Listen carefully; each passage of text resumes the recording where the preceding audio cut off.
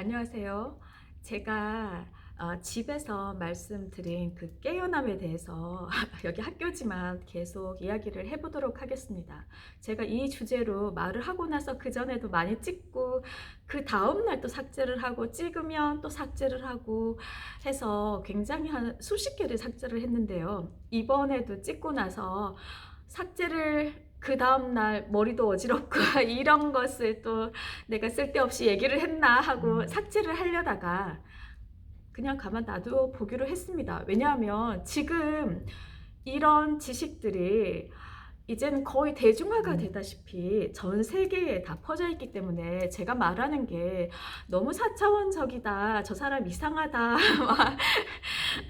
이렇게 특이한 내용도 아닌 것 같아요. 제가 보면 많은 사람들이 지식으로도 책을 읽어주는 사람도 있고 해서 제가 연습 삼아 부족하지만 제 이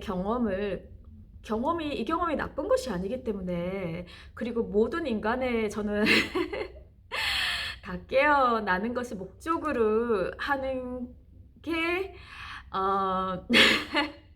올바른 방향이다라고 생각을 하기 때문에 소크라테스가 말을 했죠. 너 자신을 알라. 너 자신이 누군가요? 요즘에는 너 자신 알라라고 말을 하지 않아요. 영성 그 존재에 대해서 깨어나라고 하죠. 그냥 깨어나라. 그렇기 때문에 제가 여기에 대해서 계속 말을 하도록 하겠습니다. 저희 가족들이 보면 쟤 왜 저러지? 라고 할 수도 있고, 저희 친구들도 쟤 왜 성미 좀 왜 저러지? 라고 할 수도 있지만 제가 이런 경험을 했습니다. 제가 공부 이런 데 관심이 있었던 것도 아니고 공부를 해서 알고 있었던 것도 아니지만 그냥 호흡을 하다가 호흡을 시스템화 시켰어요. 호흡을 했는데 굉장히 좋았어요. 그리고 우리는, 모든 사람은 깨어남에는 관심이 없어도 건강에는 관심이 있죠. 그렇기 때문에 저는 이 호흡을 하는 순간 통증이 사라지는 것을 느끼고 이것이 건강에 굉장히 좋다라고 생각을 했기 때문에 이것을 내 것으로 만들어야겠다라고 처음에 바로 생각을 했어요. 그리고 이것을 습관화시키려고 굉장히 노력했어요.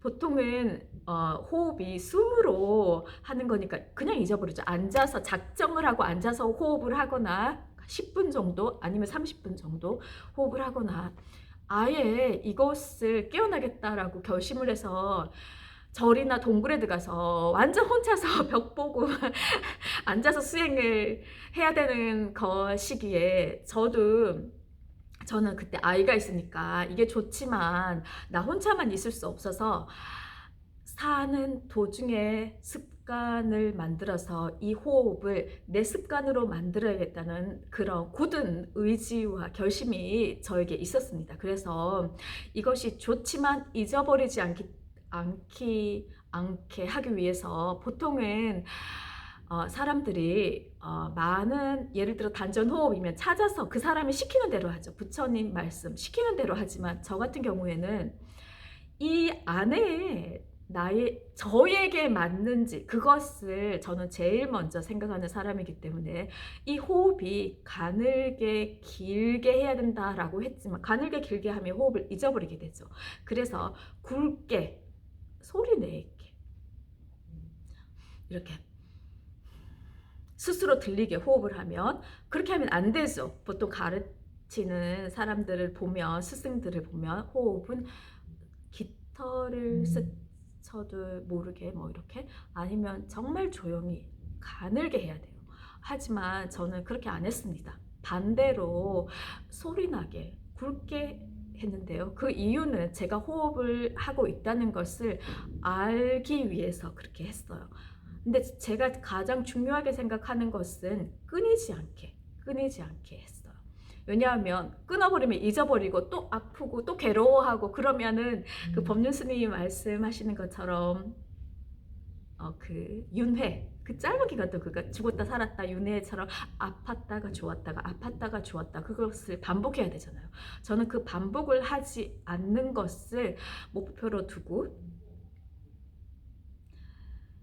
호흡을 계속 끊이지 않게 하는 것에 중점을 뒀습니다. 그래서 나중에 90초 호흡, 90초 3분 호흡이죠.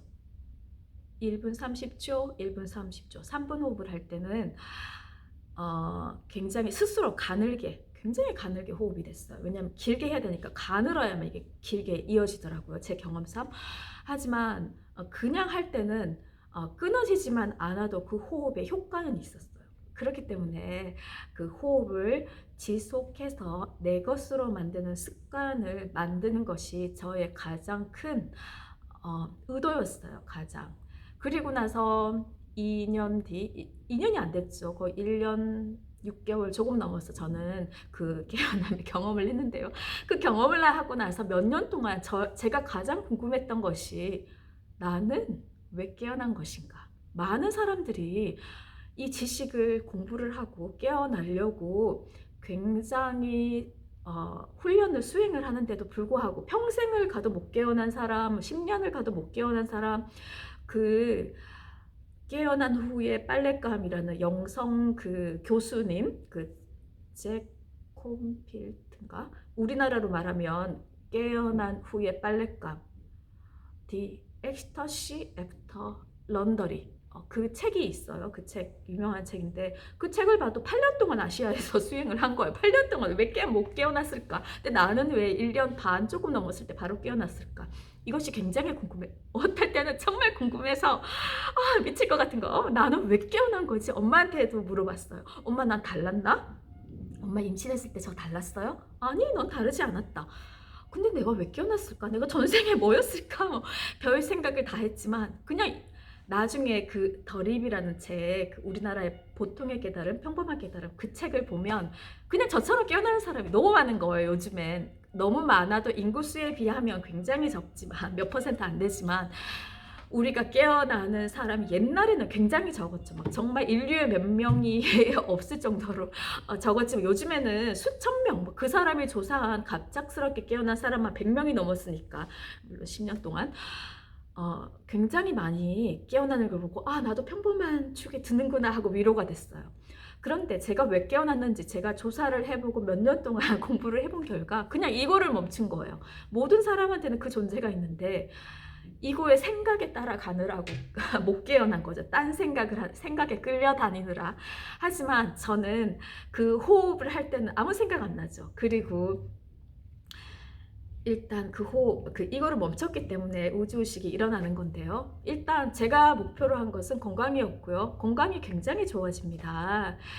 특히 그 호흡을 하면 그 목, 어깨, 허리가 굉장히 좋아져요. 저는 그 통증이 다 있었는데 그게 없어졌고요. 그리고 조화로운 몸을 사용할 수 있죠. 굉장히 건강하고 튼튼하고 강한 몸은 아니지만 아이들처럼 막 에너지가 막 계속 있는 몸은 아니지만 조화롭게 몸을 사용할 수 있는 방법을 알게 되고요. 그리고 에너지를 이용해서 스스로 고칠 수도 있어요. 그런 것이 달라졌고 제가 30대 비행을 하면 6시간 이상의 비행은 이코노미석을 탔기 때문에 힘들었어요. 굉장히 힘들었는데 이 깨어나고 나서 40대 초반에 깨어나고 나서 제가 한국을 갔는데 딸이랑 14시간? 인가 비행을 했는데 구름 속에 있는 것처럼 포근했어요. 그 호흡과 같이 가면.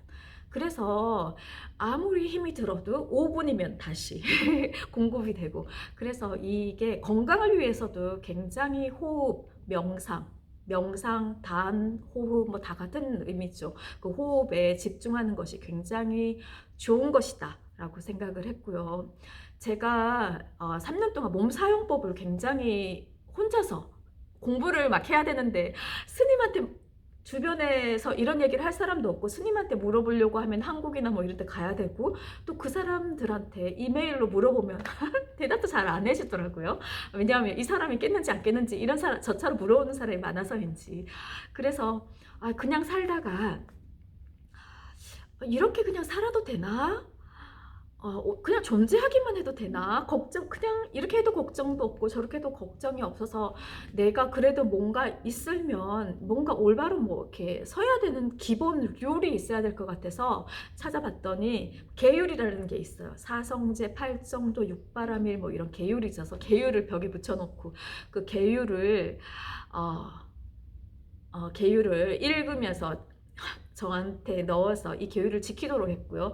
그리고 그 깨어난 후에 빨랫감 보면 깨어난 후의 삶, 거기에 보면 서양인들이 깨어나서도 막 싸우고 뭐 이게 그 돈, 돈 문제에 봉착되고 혹은 관계가 깨어져서 이혼을 하게 되고 뭐 이런 것도 있다고 하는데, 물론 있어요. 저도 그것은 깨어나고 나서 계율을 전 3년 동안 사랑을 넣어야겠다 하고 3년 딱 뒤에 그걸 빼버렸어요. 4년 됐으니까 이제 애가 3살이니까 빼겠다 했는데, 빼고 나서 이고가, 그동안 눌러놨던 이고가 막 분수처럼 날뛰고 미친 듯이 날뛰어서, 그때는 내가 잘났는데 내 말이 최고인데 내가 이것을 알고 있는데 딸이 10대죠. 그때 13살이 되면서, 그 티네이저가 되면서 딸이랑 엄청나게 전쟁을 하고 애기 아빠랑도 가끔씩 전쟁을 하고, 이렇게 해서 다시 계율을 넣어야겠다. 하심, 불교에서 말하는 하심, 사랑 다 주겠다. 가장 아래에 있는 사람을 복을 받들어 모시겠다. 내가 참겠다. 내가 주겠다. 내가 이해하겠다. 이런 마음을 넣지 않으면 내가 잘났다가 되니까, 잘났다고 생각하는 순간 다시 에너지가 떨어지기 때문에 몸이 다시 아프고 머리가 어지럽고 막 이렇게 되죠. 그래서 깨어나고 나서 이 계율을 지키는 게 굉장히 중요한 것 같아요. 그래서 제가 깨어난 후에는 어떻게 생활해야지? 이렇게 생활해도 좋고 저렇게 생활해야 되고, 혼자 있을 때는 정말 바위처럼 고요해지고 조용해지고 차분해지고, 사람들을 만나면 막 밝아지고 즐거움이 솟고, 이렇게 살아도 되고 저렇게 살아도 되는데 그럼 어떻게 살지?